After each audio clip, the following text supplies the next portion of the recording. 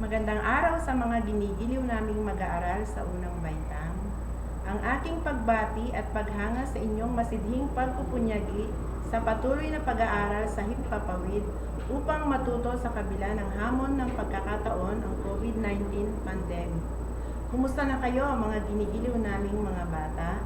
Lalong-lalo na sa mga mag-aaral ng unang baitang, gayon din sa ating mga minamahal na magulang na nakikinig sa araw na ito.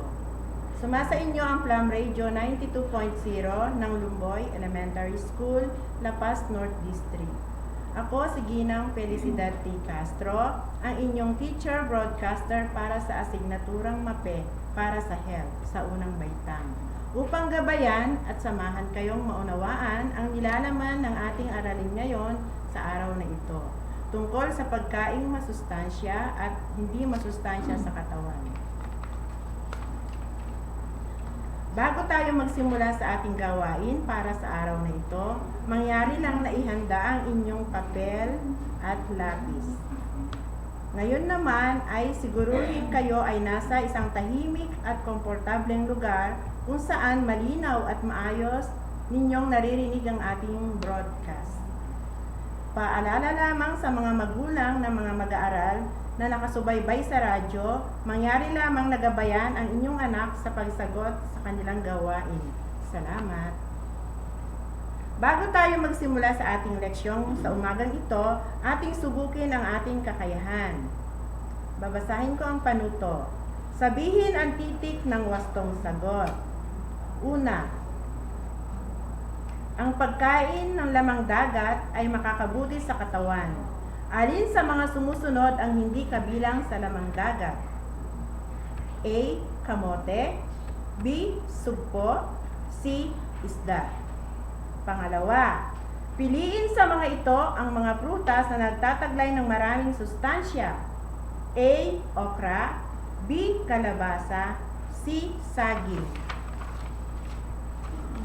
Pangatlo, alin sa mga sumusunod ang pwedeng pamalit sa kanin? A. Karne. B. Isda. C. Kamote.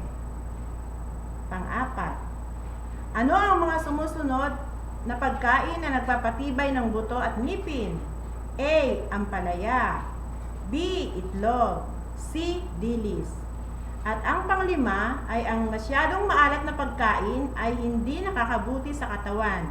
Alin dito ang pagkain na hindi maalat? A. Tuyo. B. Itlog. C. Patis. Kung ang sagot mo sa unang bilang ay letrang A, tama ka. Pangalawa, sa ikalawang bilang naman, ang tamang sagot ay letrang C. Very good. Ang tamang sagot sa ikatlong bilang ay letrang C. Kung ang sagot mo sa ikaapat na bilang ay letrang B, tama ka. Dadako tayo sa ikalimang bilang. Ang tamang sagot ay letrang B.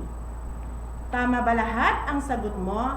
Binabati kita. Napakagaling mo. Good job.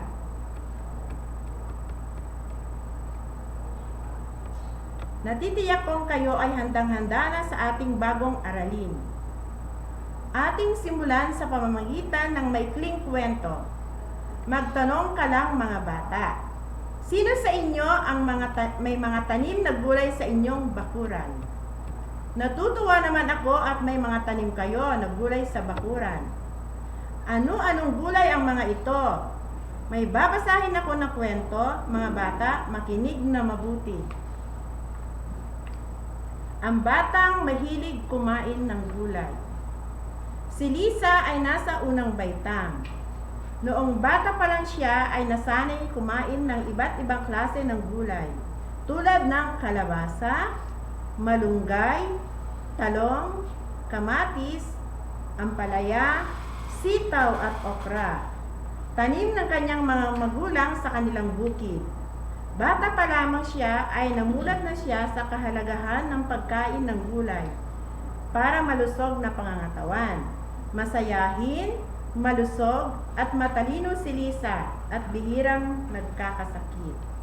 Ang kanyang mga magulang ay masayang masaya dahil taon-taon si Lisa ay palaging nasa unang pwesto sa kanilang klase. Nagustuhan ba ninyo ang ating kwento? Katulad ka rin ba ni Lisa na nasanay kumain ng gulay?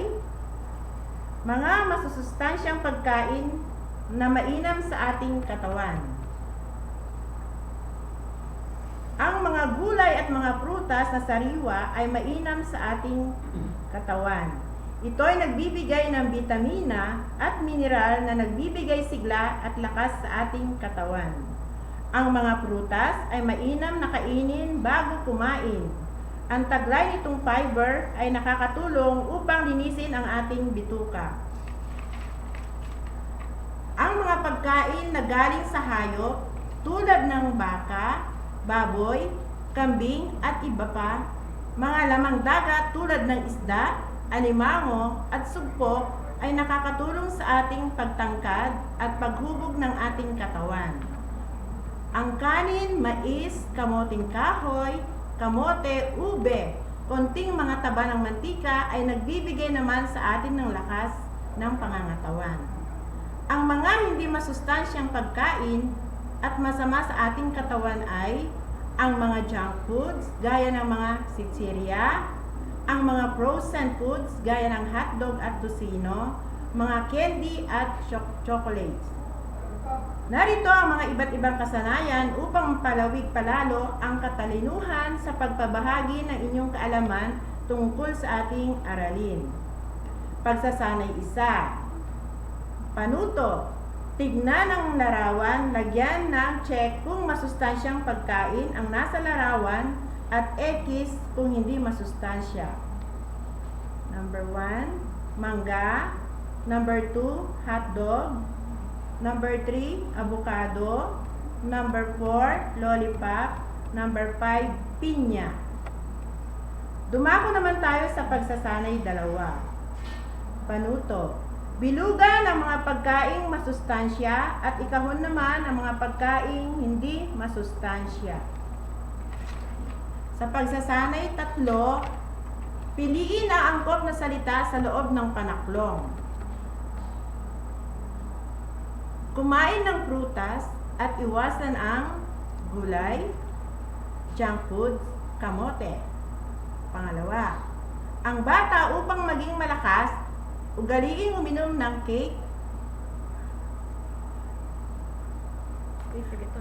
coke, kape, at gatas. Alin sa mga pagkain ito ang nagbibigay ng lakas sa katawan? Kanin, isda, at gulay. Pang-4, ang mga pagkain na nagpapatibay ng mga buto ay dilis, tocino, sisig. Pang-5, si Lito ay ayaw kumain ng gulay. Di siya umiinom ng gatas. Mahilig siya sa mga pagkain tulad ng sitsirya at iba pang junk foods. Ano ang mangyayari sa kanya? Magkakasakit, maging malusog, masaya. Dumako tayo sa pagsasanay 4. Pag-aralan ang mga larawan sa kahon kung ano ang idudulot niya sa ating katawan. Isulat ang letra ng mga pagkaing maganda sa ating katawan. Sa hanay A, at ang mga pagkaing hindi maganda sa ating katawan sa hanay B. Mga bata, tingnan nating mabuti ang mga larawan na nasa module. Panuto. Piliin ang titik ng tamang sagot. Alin sa mga sumusunod ang masustansyang pagkain na makikita sa dagat? A. Isda. B. Mais. C. Saging. Pangalawa, alin ang mga ito ang hindi masustansyang pagkain? Candy, kanin, C. Papaya. Pangatlo, ang mga prutas ay mga pagkain na masustansya para sa ating katawan. Alin dito ang di prutas? A. Bayabas. B. Mangga. C. Carrots. Pang-4, ang mga gulay ay mga pagkaing maganda sa ating katawan. Alin dito ang gulay? A. Niyog. B. Kalabasa. C. Bayabas. Para naman sa ating karagdagang gawain, piliin at bilugan ang titik ng wastong sagot. Isa itong masustansyang pagkain na nagpapalinaw ng mata. A. Kalabasa. B. Bayabas, C. Pakwan. Alin sa mga ito ang magandang inumin ng mga batang katulad ninyo? A. Kape, B. Bayabas, C. Pakwan. Alin sa mga sumusunod na pagkain ang hindi maganda sa katawan? A. Isda, B. Itlog, C. Soft drinks. Si Lisa ay mahilig kumain ng mga junk foods. Ayaw niyang kumain ng mga gulay at prutas. Ano ang pwedeng mangyari sa kanya? A. Maging maliksi, B. Magkasakit, C. Malusog.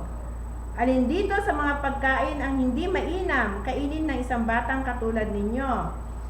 A. Sitsirya, B. Tinapay, C. Nilagang saging. Mga bata, ang module ay ipapasa natin sa susunod na retrieval.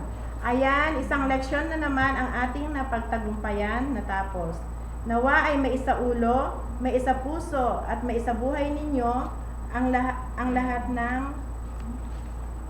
ng inyong natutunan sa araw na ito. Hanggang sa muli, ako si Teacher Felicidad de Castro, ang inyong guro sa health. Laging tandaan, mag-aral na mabuti. Ito ang susi tungo sa isang masaganang bukas. Lagi ring tandaan na ang batang Pilipino ay abakada. Ako, Bibo, kasi dapat. Paalam, good job sa inyong lahat.